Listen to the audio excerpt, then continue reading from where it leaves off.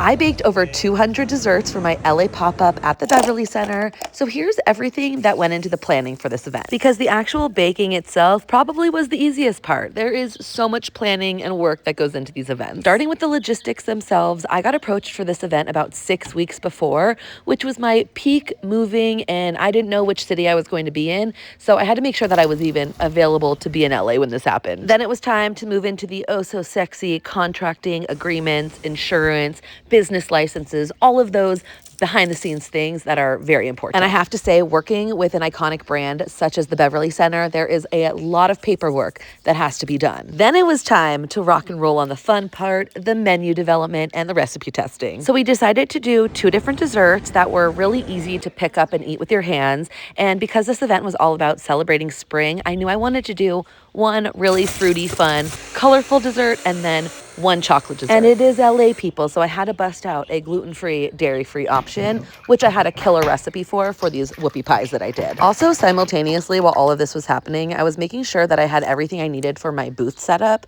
catering block, parchment paper, cocktail napkins, gloves, all of the things. And I was hitting Canva hard, designing all of my branded items, my marketing collateral, business cards, menus, and signage, which is also one of my favorite parts, is bringing it all together and making it look amazing. It's really where my past marketing background and my chef career really intersect. And once we were 3 days away from the event, all the baking and prep began. I implemented all the changes I made for my recipe tests, which one of the big ones was to not dip the whoopie pies in chocolate. It was just not needed and it would have taken me way too much time. Everything was packaged and ready to go the night before. So on event morning, all I had to do was pack up my insulated bags, head to the Beverly Center, and set up my booth.